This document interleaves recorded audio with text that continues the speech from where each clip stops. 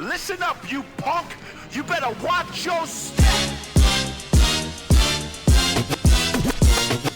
Watch! You better watch your step! Yo, you better watch your step! You better watch! You better watch your step! Yo, you better watch your step! You better listen up, punk! Welcome to Tower Tunes episode 5. I am Vincent, back again with Simon, of course, and our special guest, Ben here. So, Ben, do you want to introduce yourself and give us your favorite album? Yeah, of course. My name is Ben. Occasionally, I release some music under the name Benatic, working on getting some more tunes out. But my favorite album, it's a bit of a toss-up, but I would say it is this album called Canvas by Galdive. It's a very magical listening experience. It's like R&B and like orchestral elements, and they just come together to create this crazy experience. And you know, the intro itself just gets me pumped every time. It's crazy. Awesome. That sounds excellent. Yeah, I love a bit of orchestration in contemporary music, so I think that might be something that I would be interested in checking out. So Ben, it seems like you've been following some recent developments concerning the Ticketmaster CEO. So do you want to tell us what that's about?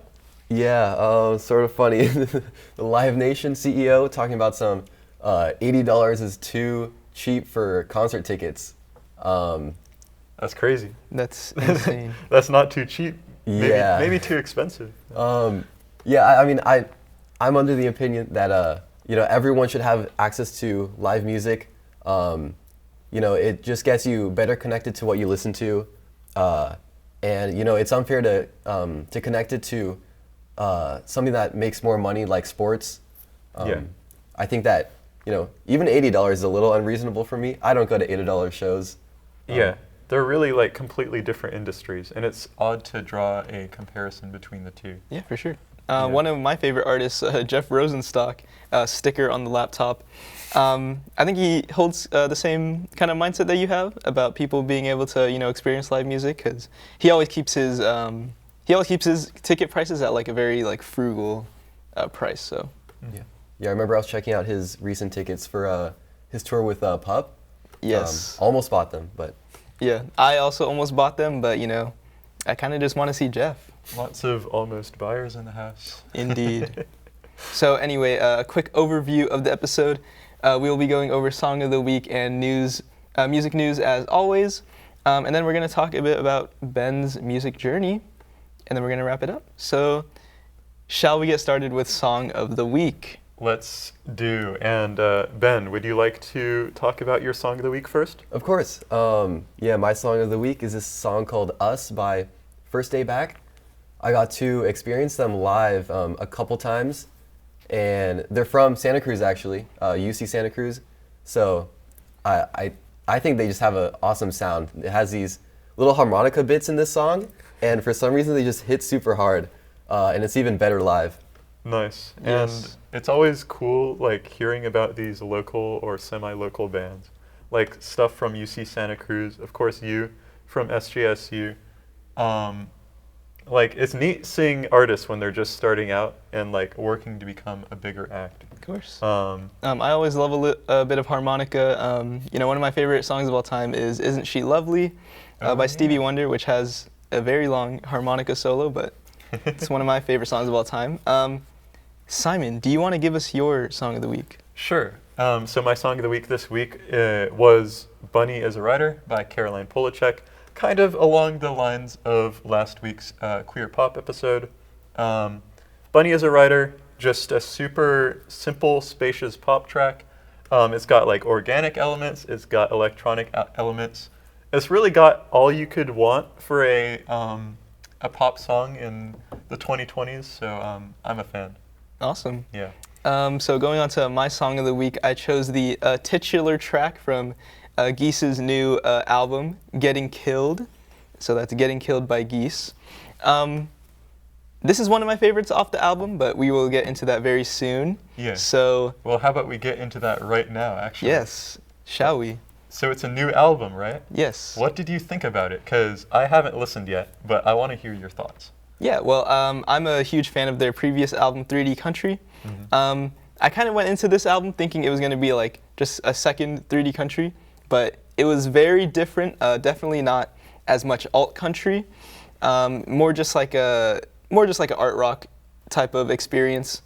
So there's still like, you know, that southern flair that I really love about them. But yeah, I think it's been growing on me ever since it came out. So I'll see what my opinions are soon. Give a review maybe on the account. Yeah. So you were talking about orchestral arrangements earlier, and there's another new album that's just come out. Neon Gray Midnight Green by Nico Case came out last Friday, and this was a really good album. It's not anything incredible, but every song is both like a folk song, and it's also got usually like an eerie orchestral part. It's all live instruments, no synths or anything, so it's pretty awesome. Big fan of this album. And another good use of orchestral arrangements. Yes. The new Magdalena Bay singles. Ooh, yes. They dropped 2 of them on last Friday. I was expecting 1. Yes, but I was expecting, I think I might have been expecting 2 since they played 2 new ones at the concert that we went to. But yeah, Second Sleep, obviously insane. We already saw it live.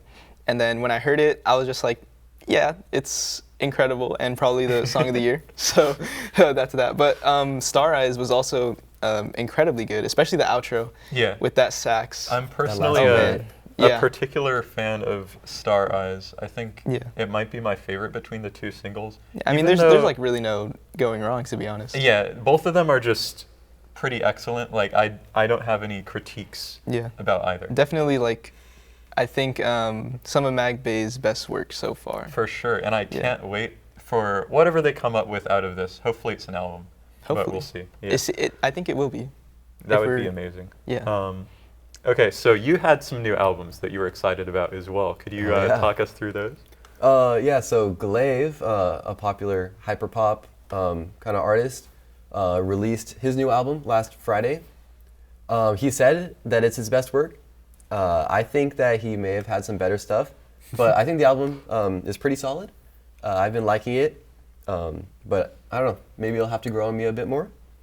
Yeah. Yeah, Glaive is like someone I've been meaning to listen to for a while, but just haven't for some reason. So I'm going to definitely check out his new album. Yeah. Yes, and maybe I will as well. Yeah, we'll have a bit of a Glaive listening party. Yeah, maybe. Maybe. We will see.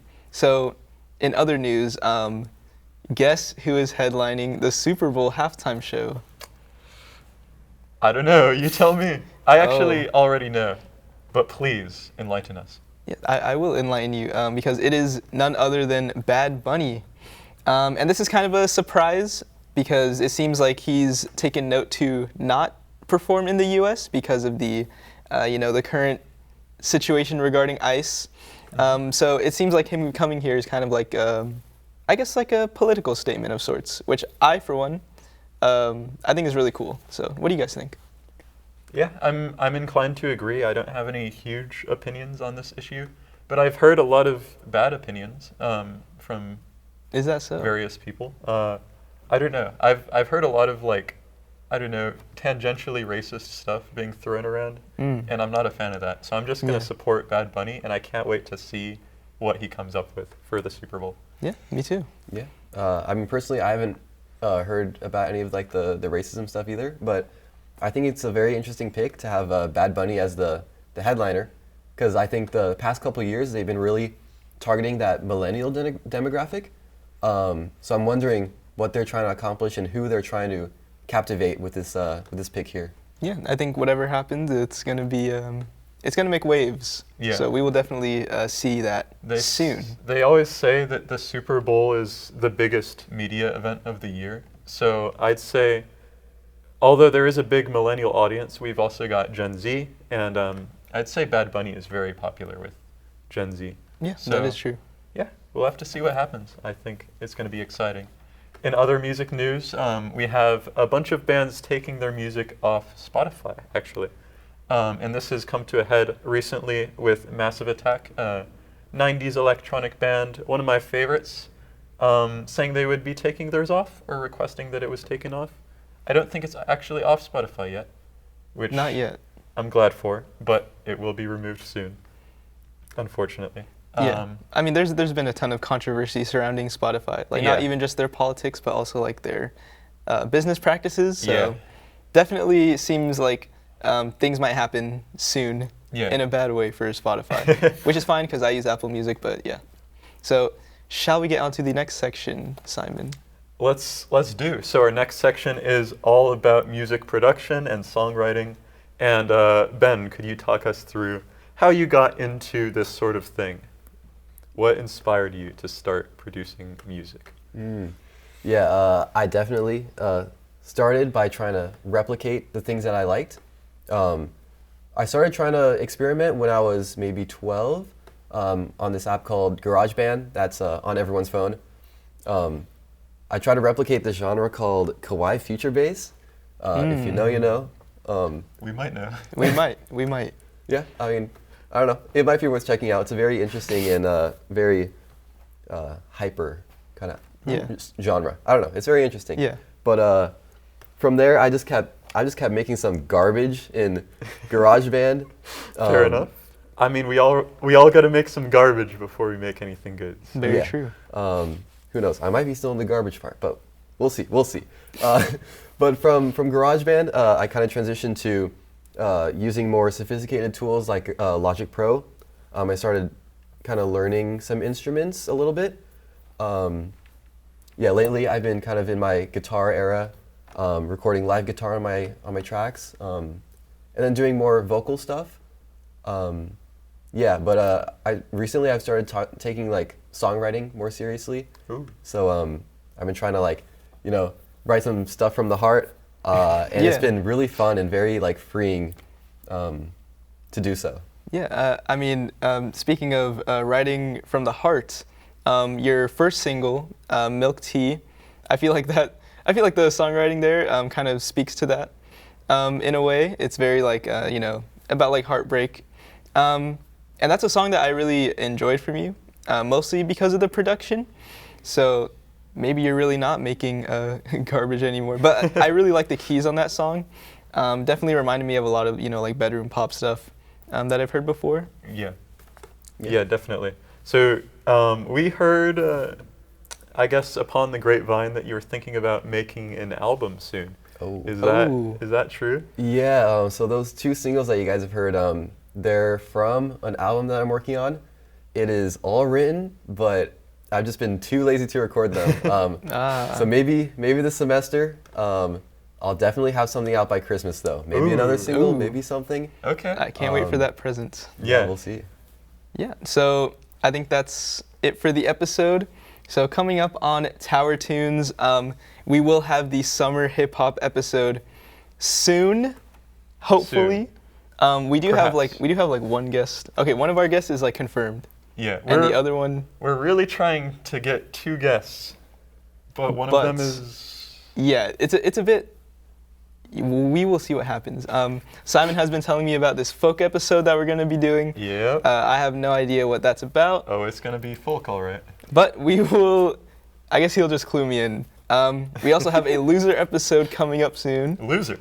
Yes, loser. Loser. What does that mean?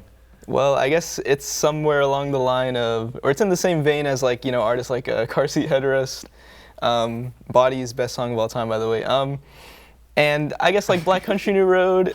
Yeah. Just like some artists like that. What, maybe like some Radiohead. Yeah, maybe some Weezer. American football. American You never even football. know. I mean, it's like all this, Jeff Buckley. Hey Nick, I see you. Just like all the loser, heartbreak, depression. Yeah. Stuff like that. Hey, I'm So that should be- looking forward to that episode. Yeah, that should be a Not a sure very how fun. we came up with that, but Well, it wasn't should be us fun. that came up with it. Oh yeah. It was all Simon. So, anyway, I think that's it for the episode. So, as always, stay Stay tuned. tuned.